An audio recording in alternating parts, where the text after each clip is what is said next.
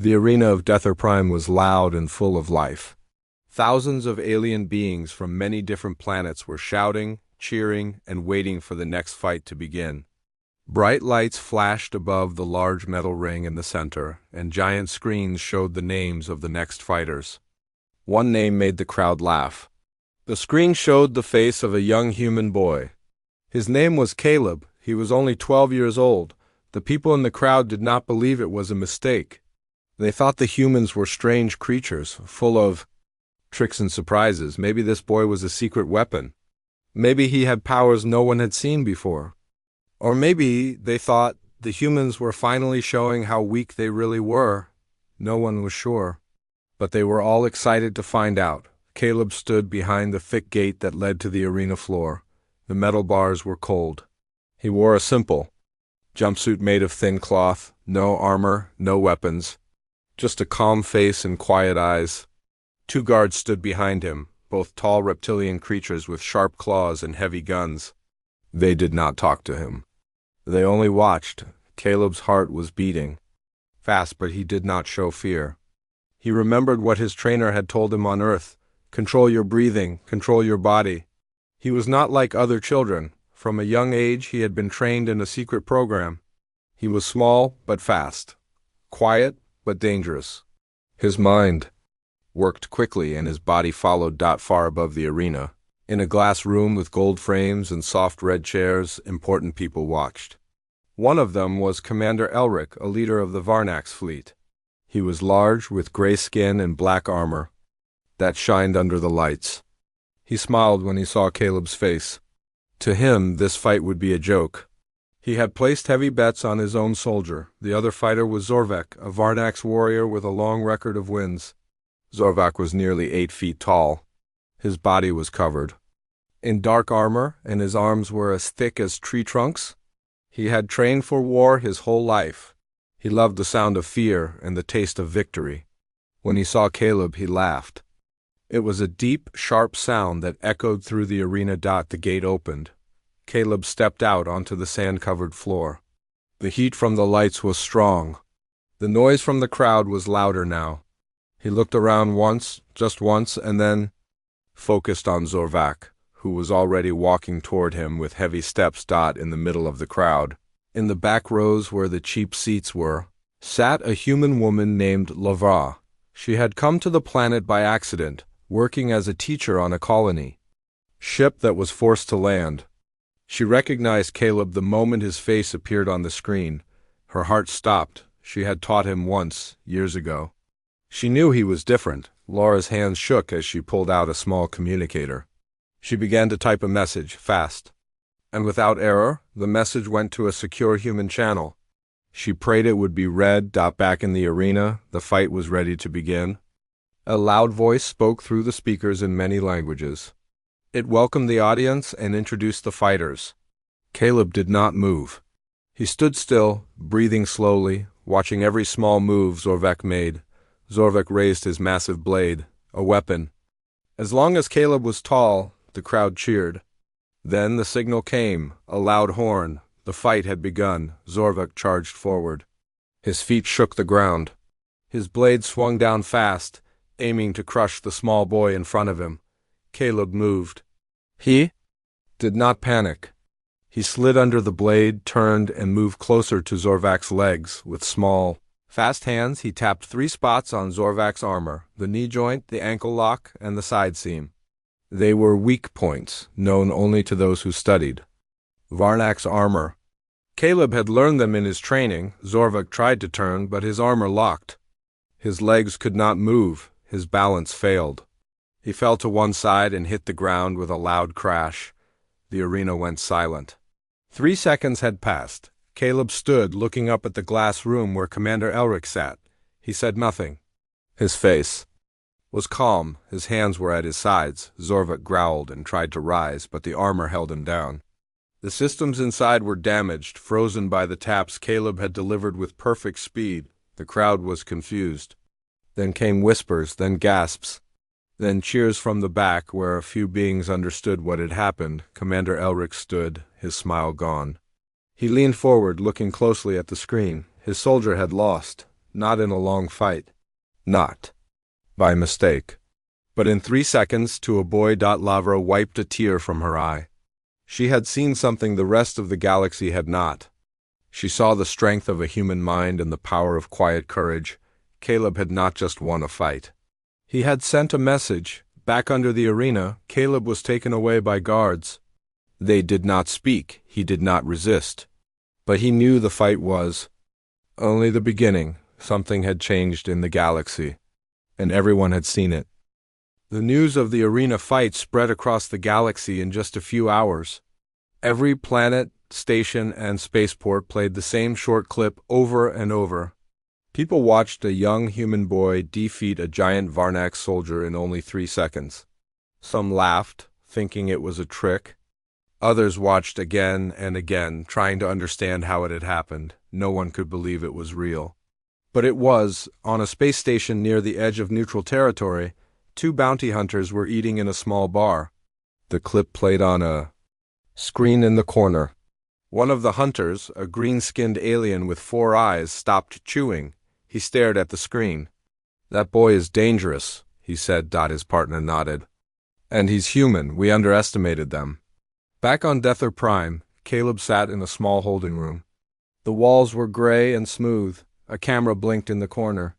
He sat on a bench, legs crossed, eyes closed. He was not hurt, not tired. He was thinking. 2 guards stood outside the door. They didn't talk to each other. They didn't need to. The orders were clear. "Watch the boy. Do not touch him. Do not speak to him." Commander Elric was in a meeting with the Arena Council. The council was made of beings from many species. They controlled the rules of combat. They allowed the fights and managed the earnings. They were not pleased. "This is a problem," said one member, a tall being with smooth blue skin. The crowd came for a show, not to be embarrassed. "The Varnax name has lost power today." Elric's voice was low and angry. "We were tricked. The humans sent us a weapon and called it a child." Another council member, small with insect wings, clicked her tongue. "No one forced you to accept the match. You agreed. You even made a bet. You lost." Elric stood and slammed his fist on the table. "That boy is not going back to Earth. We will study him. We will learn what he is." In the cheap hotel room where she was hiding, Lavra stared at her communicator. She had not received a reply to her message. She was scared, but she knew she had to act. She put on a dark cloak and left through the back door. She moved through the lower streets of Dether Prime, past markets full of loud traders and strange smells. She reached a small shop with no sign. Inside, a short man with a metal eye waited. "I need a signal sent," she said. The man looked at her. "To Earth?" She nodded. "It's urgent." He hesitated. "That will cost you." She handed him a small metal card. "It's worth more than money. Just send it now." He took the card and led her to a back room. Machines buzzed. A screen lit up. She typed fast. The message was short. "Caleb is alive. On Dether Prime. He fought in the arena. Everyone saw. Please help." The man watched the screen. Message sent. On a human fleet ship hiding behind a moon, a signal officer stood up suddenly. He called to the captain, a woman with short red hair and a hard look in her eyes. "Ma'am, we just got a priority." "Signal. It's from Dether Prime. It mentions a child named Caleb." The captain stood quickly. "Put it on screen." After reading the message, she turned to her crew. "Prepare a stealth ship. I want 2 agents ready in 1 hour. We're going to get our boy back." Inside the arena station, Caleb was moved to a new room. This one had no windows and smelled of metal. A doctor came in. He was not human. His face had no mouth, only eyes and a tube where his nose should be. He walked slowly and looked Caleb up and down. "I will not hurt you," the doctor said. "I only need to scan." Caleb didn't speak. He just watched. The doctor raised a device. It beeped and glowed as it passed over Caleb's head, arms, chest. The screen showed fast numbers and strange symbols. The doctor's eyes grew wider. "You have advanced neural growth. Faster reflex centers. This is not normal for your age." Caleb spoke for the first time. "I'm human." The doctor tilted his head. Yes, but not like the others I've met. Later, Elric entered the room. He sat across from Caleb. Who trained you? Elric asked. Caleb stayed silent. Why did you fight like that? What else can you do? Still, Caleb said nothing. You will stay here, Elric said. You're not going home. Caleb looked up. I wasn't asking, Elric stood angry. He left without another word. That night, the stealth ship from Earth entered Deather space. It was small, fast, and silent. Inside were two agents, Nathan and Dana. Both were trained to recover people from hostile zones. They wore black suits and carried small hidden weapons. Nathan read the report. This kid took down a Varnak soldier? Dana nodded. In 3 seconds? Nathan smiled. That's our kind of kid. They landed far from the city and used cloaks to blend in. With help from Laura's contact, they found a map of the arena building. Caleb was being held deep underground. Getting in wouldn't be easy. Inside his room, Caleb sat with his eyes closed again, but this time he heard something. A soft click. Then another. The lock on his door moved. Nathan stepped in first. Caleb? Caleb opened his eyes. He stood quickly. Who are you? Friends. From Earth? Time to go. Dana came in behind him. She smiled. You did good, kid. The alarm started just as they left the room. Red lights flashed. Guards shouted. Caleb ran between the agents, small and fast. They moved through hallways. Downstairs, through doors, a group of guards blocked the exit. Nathan raised a small device and threw it. Smoke filled the hall. Dana led Caleb through a vent. They dropped into a dark tunnel. They ran until they reached the ship. The doors opened, and they jumped inside. As the ship lifted off, blasts fired. From the city. But they were already gone. Caleb looked out the window. The arena lights grew smaller. Nathan sat beside him. You okay? Caleb nodded. Dana handed him a warm drink. You're going home, Caleb. He looked down at the cup. Then out the window again. Good, he said. I have school tomorrow. The stars outside the ship were calm, silent, and far away. Caleb sat near a window, watching them pass by. He held the warm drink Dana had given him, but he had not taken a sip. His thoughts were full of noise. The arena. The people shouting. The soldier falling. And now, two strangers who said they were friends, flying him away. Nathan sat across from him, checking the small screen in his hand. Maps, routes, warnings, he was calm but alert. Dana stood near the control panel, speaking softly with the pilot. They were flying low through unmarked space, staying out of the major paths. They didn't want to be seen. We should reach the safe zone in 8 hours, Dana says. Any signs of pursuit? Nathan asked. None so far, but I don't trust. They might be hiding, waiting for the right moment. Caleb finally spoke. Why did you come for me? Nathan looked at him. You're one of ours. We protect our own. I didn't ask for help. No, you didn't, Dana said, walking over. But someone saw you. Someone who cared? She sent a message? You were in danger? That's enough. Caleb lowered his eyes. Lavara. Nathan smiled. So you know her? She was my teacher. A long time ago. She risked a lot to help you. The galaxy is big, but sometimes one message is enough to change everything, Caleb nodded. He did not speak again for a long time, far behind. Them, on Deather Prime, Commander Elric was furious. He stood in front of a large screen, shouting orders. Guards ran through halls. Ships were launched. Scanners searched every exit path. But the human ship was gone. In the council chamber, the blue-skinned member spoke calmly. You should not have taken the boy. Now you have made him a symbol.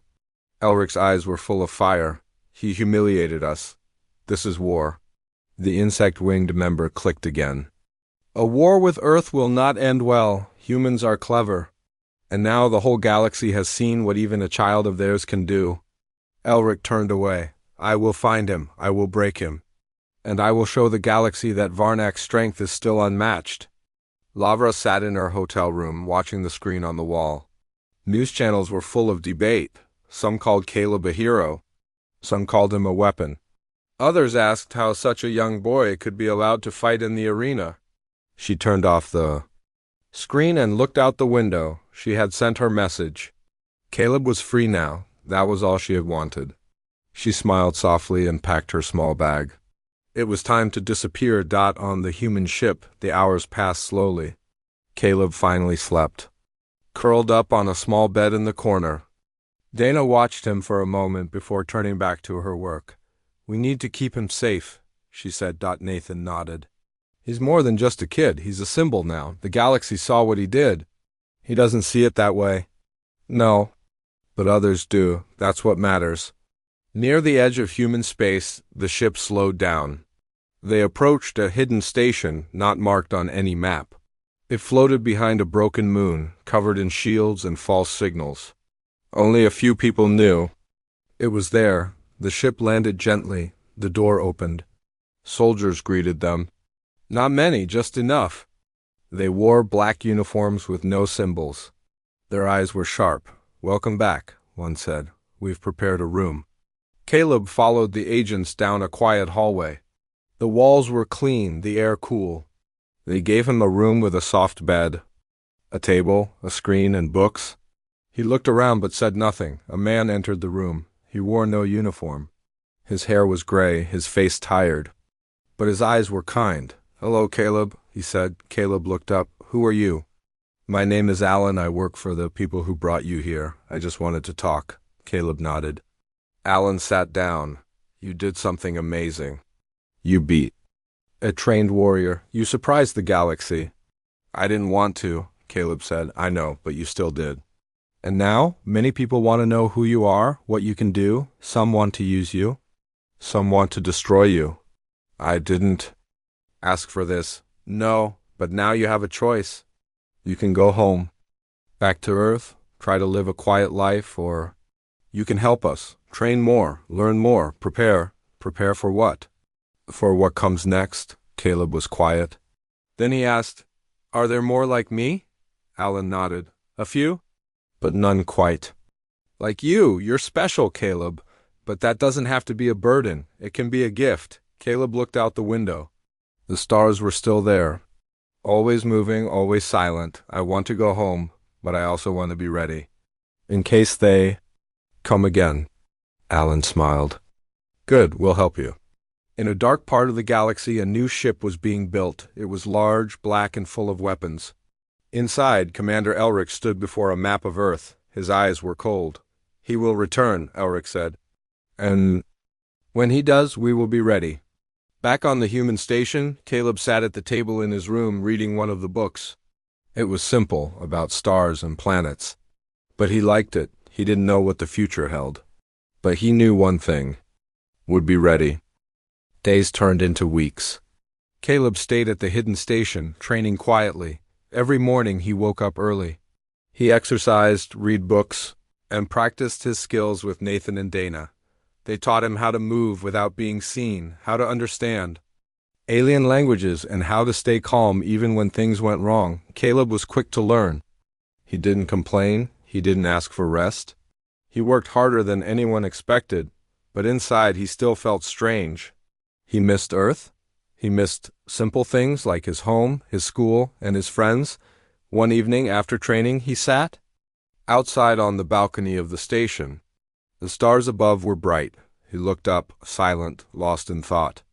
Alan joined him with 2 warm drinks. "You're doing well," Alan said. "I don't feel like it," Caleb replied. "You're learning fast. But I know it's not easy. I didn't ask for any of this. I just wanted to live a normal life." Alan nodded. "Sometimes we don't get to choose the moment, but we can choose what we do with it." Caleb took the drink and looked at the stars. "They're out there, aren't they? The ones who ran the arena." "Yes, and they're watching. They don't forget what you did. Then I need to be ready for whatever comes next." Alan smiled. "You already are more ready than most, but there's more to learn." That night, far away in a secret Varnax command ship, Commander Elric was meeting with others. The room was dark, lit only by red lights and holograms. "We must act soon," Elric said. "The humans are hiding him, training him. If we wait too long, we lose our chance." One of the other leaders, a large being with silver scales, spoke slowly. What is your plan? We do not attack Earth directly. We attack something they care about, a station, a small colony. Somewhere they will feel the pain, and we take the boy again. Another voice, sharp and cruel, added, And if he fights again? Elric's eyes narrowed. Then we will not fight fair. This time we bring machines. We bring poison. Let's see how the human child handles that. Back on the hidden station, Caleb was in the training room with Dana. She moved fast, her steps silent. She attacked with soft, quick hits, testing his reflexes. You're getting faster, she said. Caleb dodged and stepped back. You're holding back, she smiled. Only a little. Don't, I need real training, Dana nodded and moved quicker. Their movements became a blur. Caleb blocked 2 hits, but missed the third. It tapped his side. Good, Dana said. You learn from mistakes. After training, Nathan walked in with news. We have a message. One of our colonies was hit. Small outpost on planet Lara 7. No survivors. Only one message left behind. He handed Caleb a tablet.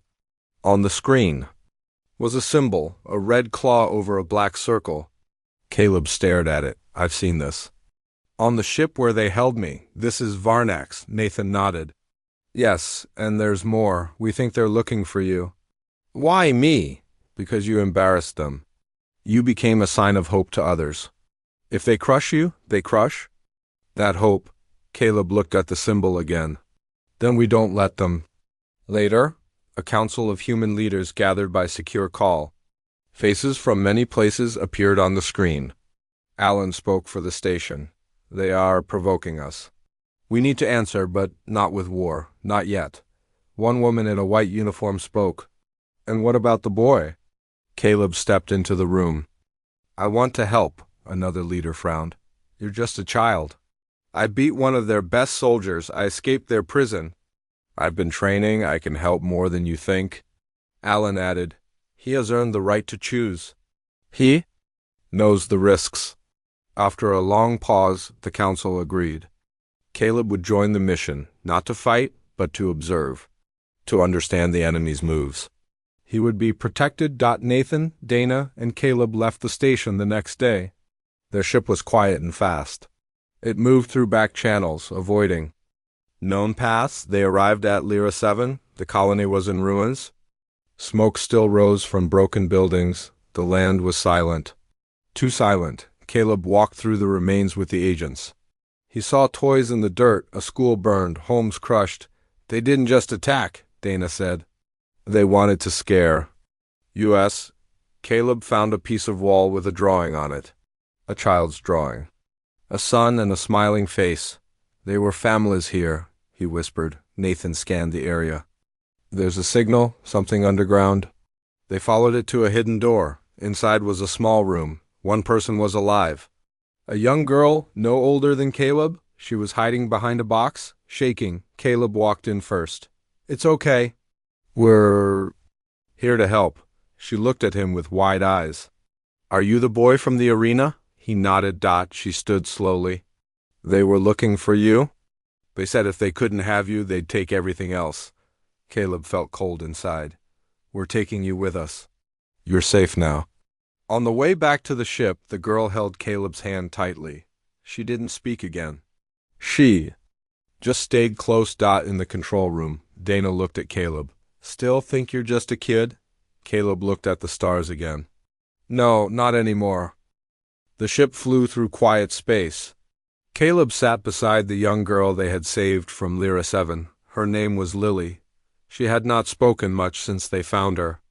But now she sat close to him, holding a small stuffed toy. It was the only thing she had saved from her home. Dana watched them from across the room. She could see the change in Caleb. He was not just training now. He was starting to carry the weight of others. She saw it in his eyes, in the way he looked at Lily, and how he stood taller than before. Nathan came into the room. He looked serious. We received a new message, he said. Another colony was attacked. Same group, Varnax, no survivors again. Caleb stood. Where? A place called Marin Base, a research outpost on a moon near the border. We need to go. Nathan looked at him. We don't know what they're planning yet. If we go, it might be a trap. Then we walk into it prepared, Caleb said. Alan joined the meeting over a call. His face was tight with worry. They're not just sending a message anymore, they're hunting. This is personal. They want to draw us out. And it's working, Dana said. Alan nodded. But we might have an advantage. One of our agents intercepted a message. They're planning something bigger than just raids. We believe they want to take over a trade hub. A place called Station Vora. Caleb had heard of it. A floating city, full of merchants, travelers, and families. Not a military base, just people living their lives. Why would they go after that place? Caleb asked. Because it's easy to hit and hard to protect, Alan answered. And because it shows they can strike anywhere. Nathan looked at the screen. Then we need to stop them before they do. They set course for Station Vora on the way, Lily finally spoke. Will they come after me again? Caleb looked at her. No, not while I'm here, I promise. She nodded and held his hand. That small gesture gave him strength. The station came into view after 2 days of quiet flight. It was large, full of lights and sound. Ships moved in and out. From the outside, it looked like a peaceful place. But inside, fear had already arrived. Nathan, Dana, and Caleb entered through a back dock. They were met by local guards who looked nervous and unprepared. The station's leader, a short man named Harris, greeted them. We heard rumors, but we didn't think it would reach us. We're just traders. Nathan nodded. They don't care who you are. They want fear. Harris led them through the station. Families moved quickly, shops were closing, and people whispered. The air was heavy. Caleb saw children running with their parents, eyes wide. He remembered the arena. The fear, the lights. The pain. He didn't want anyone here to feel that. Dana met with the security team. She gave them plans, taught them how to move, where to hide, what to watch for. Caleb helped too. He spoke to the people, told them what to do if trouble came. They listened. Some of them even thanked him. You're the boy from the fight, one old man said. You gave us hope. Caleb nodded, unsure what to say. He didn't feel like a hero. He just wanted to stop the hurting. That night, the alarms went off. Lights turned red. The Varnacs had arrived. Dana grabbed her gear. They're coming through the lower docks? We need to stop them before they reach the center. Caleb ran beside her. Nathan moved ahead, checking the paths. Guards followed. It was fast, loud, and full of shouting. The enemy was already inside. Tall, armored soldiers with dark weapons moved through the halls. They fired at anyone who stood in their way. Caleb moved quickly. He ducked under blasts, pulled people to safety, helped a guard who had fallen. Dana fought 2 soldiers at once. She moved fast and hit hard. Nathan took down another group with a flash grenade. Caleb saw one of the enemy heading toward a group of children. He ran, jumped, and tackled the soldier. The 2 rolled across the floor. The soldier was strong, but Caleb was faster. He hit the weak spot in the armor. The soldier fell. Caleb stood and helped the children hide. More enemy troops came. Caleb picked up a fallen guard's weapon. It was heavy, but he held it firm. He aimed and fired. The shot hit true. The fight moved to the central square of the station. Lights were broken. Fire burned in places. People screamed. Harris was hit. Caleb dragged him behind a table. Stay down, we'll stop them. Dana and Nathan regrouped with him. They're trying to take control of the station's core, Nathan said. If they do, they can lock the doors and trap everyone inside. Caleb nodded. Then we stop them now. They ran toward the core. More enemy soldiers blocked the path. Caleb moved first. He used his speed, his training, everything he had learned. He took down one, then another. Nathan and Dana cleared the rest. They reached the control room just in time. One of the Varnac's commanders was there. He was taller than the others, his armor black and red. He turned and saw Caleb. So you came. Good, now I finish what we started, he charged. Caleb dropped the weapon and waited. The commander raised his blade, but Caleb stepped aside, grabbed his arm, and twisted. The blade fell. Caleb used his weight to knock the commander down. Dana hit him from behind. Nathan sealed the doors. The fight was over. The station was safe. People came out of hiding. Families cried. Guards helped the wounded. Harris stood, bleeding, but alive. "Thank you," he said. "You saved us." Caleb looked around. The damage was heavy. But the people were alive. Lily ran to him. "You kept your promise." He nodded. "I'll keep making that promise as long as I can." Later, as the sun rose over the station's outer ring, Alan sent a message. "You did well. The galaxy is watching. You gave them hope again." Caleb stood by the window, watching the stars. "This isn't over," he said quietly. "They'll come again." Dana joined him. "Yes, but next time we'll be ready." Caleb nodded. He was no longer just the boy from the arena. He was something more now. He was a protector. The damage to Station Vora was still fresh. Broken walls, smoke-filled halls, and sad faces showed what had happened. But the people were alive. They were healing. And Caleb had become more than a survivor. He had become a symbol. Caleb stood by the medbay, watching Lily sleep. She was safe now. She had food, warmth, and kind people around her. But Caleb could not rest. He knew the Varnaks were not done. Dana walked in. "There's a message. Alan wants to speak." Caleb followed her to the control room. Alan appeared on the screen. "You've done more than anyone expected," Alan said. "But the Varnaks are planning something final. We believe they are building a superweapon." Caleb frowned. "Where?" "We traced a signal to a hidden base, deep in a dead star system. We think it's there, and we think they are ready to use it." Nathan crossed his arms. "If they finish this weapon, they won't just attack colonies. They'll wipe out whole planets." Dana nodded. "We have to stop them now." Alan's voice was calm. "We are sending a small strike team, you three, and one other." A tall man walked into the room behind Alan. He had short, dark hair and calm eyes. His name was Jack. He had fought many battles and knew how the Varnaks thought. Caleb stood straight. "When do we leave?" "Now," Alan replied. "Time is short." The four of them boarded a fast ship. It was silent inside, filled with tension. Each of them knew this could be their last mission. As they neared the dead star system, the space grew darker. The light from distant stars seemed dim. The Varnak's base floated near a broken moon.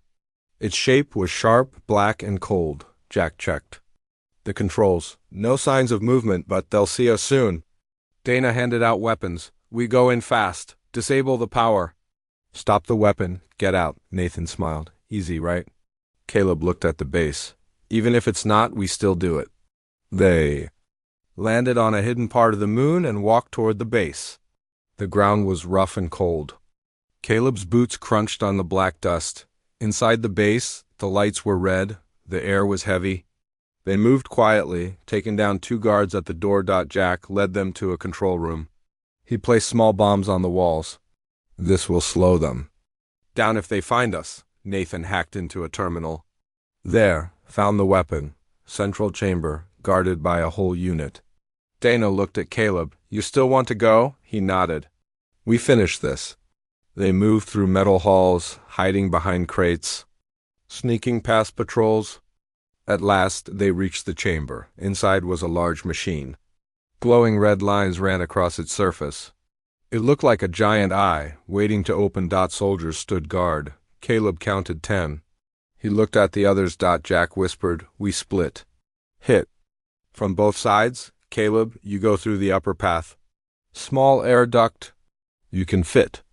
Wait for my signal." Caleb climbed up quietly. The duct was narrow and dark. He crawled forward, heart beating fast. Below, the team got ready. Jack raised his hand. 3 fingers, 2, 1. Then chaos. Explosions shook the room. Nathan and Dana fired from one side. Jack charged from the other. Caleb dropped from above, landing behind the guards. He moved quickly, using everything he had learned. He kicked, dodged, blocked. One guard turned to shoot him. Caleb rolled and grabbed the weapon. He fired once. The guard fell. In minutes, it was over. Dana ran to the weapon. "This thing's almost ready." They were going to launch it soon. Nathan checked the controls. "We can overload it, but it will blow the whole place. We need to run." Jack set the charges. "We have 5 minutes. Move." They ran through the halls. Alarms screamed. Lights blinked dot as they reached the exit. More Varnak soldiers blocked their way. Caleb stepped forward. Go, I'll hold them. Dana grabbed his arm. No, we stay together. Jack threw a smoke bomb. Now, run. They fought their way out. Blasts hit the walls. Caleb saw Jack fall behind, fighting 3 soldiers. He shouted, but Dana pulled him along. He knew the risk, she said. They reached the ship and flew off. Behind them, the base exploded. A silent, flash-filled space, then darkness. No one spoke. They had stopped the weapon. But they had lost someone. Back at Station Vora, people cheered when they heard the news. The threat was gone. The galaxy was safe. For now, Caleb stood before the crowd, not as a boy, but as a fighter. A symbol of hope. Lily ran to him. You came back? He nodded and hugged her. I promised. Dana, Nathan, and Alan watched from the side. Alan smiled. He was a child in the arena, now he's more. Caleb looked at the stars. He knew the fight was not over. But he had faced fear, pain, and loss. And he had won, not just for himself, but for everyone who believed in him, and he would. Keep fighting. As long as the stars still shined,